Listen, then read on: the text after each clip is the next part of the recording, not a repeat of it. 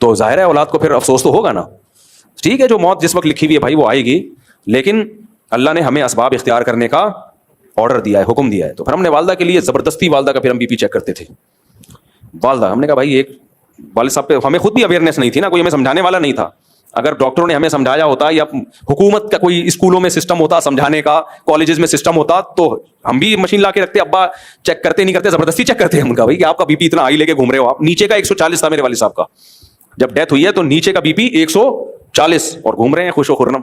B P ایسی خطرناک چیز ہے, یہ بتاتی نہیں ہے. آدمی فٹ فاٹ لطیفے سنا رہا ہوگا, 4 شادیوں کی بات کر رہا ہوگا, چیک کرے گا 140 اور ٹانگ سے مر جائے پھر بھی غنیمت ہے.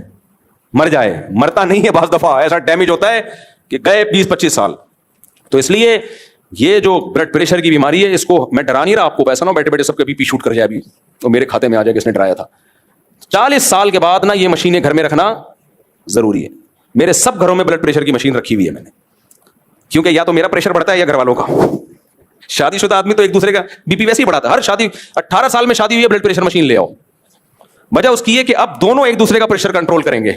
بعض دفعہ بیگم آنچ بڑھا دیتی ہے, آپ کا پریشر ہائی کر دیتی ہے. بعض دفعہ آپ کو ایسی الٹی بات کرتے ہو, اس کا بی پی کیا ہو جاتا ہے. وہمی نہ بنو, یہ اصل تو گائیڈنس اس میں ڈاکٹر ہی کرے گا آپ کو, لیکن کم از کم 40-50 سال کے بعد میرے بھائی اب اتنا نیک بننے کی ضرورت نہیں ہے.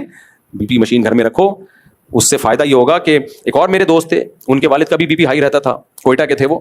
ان کو بھی ڈاکٹروں نے کہا بلڈ پریشر مشین رکھو, ہر وقت والد روزانہ والد صاحب کا بی پی چیک کرو. نہیں یار, والد صاحب بھی نیک آدمی, نیک لوگوں کے مسائل ہیں یہ سارے مسئلے کن کے ساتھ ہیں, نیک لوگوں کے ساتھ.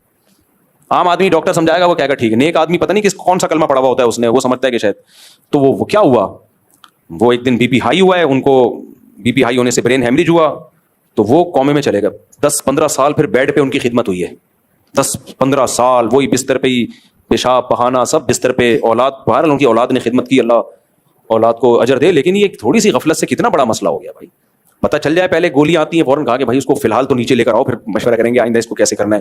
تو اس لیے اپنی جانوں پہ رحم کرو, اللہ رسول کا حکم ہے. اس لیے باقی آپ کی باڈی کی باتیں تو آپ کو ڈاکٹر ہی بتائے گا کیسے صحت کو مینٹین رکھنا ہے, لیکن اللہ کا واسطہ میٹھے کو کیا کر دو, لڈو مڈو مٹھائیاں چھوڑ دو. یہ کبھی کوئی بہت زیادہ کسی نے اصرار کیا, ایک آدھ میرے پاس جتنے مٹھائی کے ڈبے آتے ہیں سارے ڈبے کیا ہوتے ہیں, میں یہاں دوستوں کو کھلاتا ہوں, کھاؤ. یہ سمجھتے ہیں سب کا دل کتنا بڑا ہے, میں اس لیے کھلاتا ہوں, میں کیوں شوگر کا مریض بنوں, تم لوگ مرو نا. شہد کی بوتل آئے گی سائڈ پہ چلی جائے گی, وہ سارا کیا کرتا ہوں, مٹھائیاں کھاؤ. میں نہیں چاہتا یہ لوگ بھی کھائیں, میرے دشمن نہیں ہے یہ, لیکن مجھے پتا یہ نہیں چھوڑیں گے. میں نے نہیں کھلائی تو باہر سے خرید کے کھا لیں گے, ان کا پیسہ بچا لو, خود ہی کھاؤ. تو اس لیے یہ چیزیں کرو, لیکن مانو گے نہیں. ابھی دیکھو تھوڑی دیر کوئی مٹھائی کا ڈبہ لے آیا, سب ہاتھ ڈالنا شروع کر دیں گے اس میں.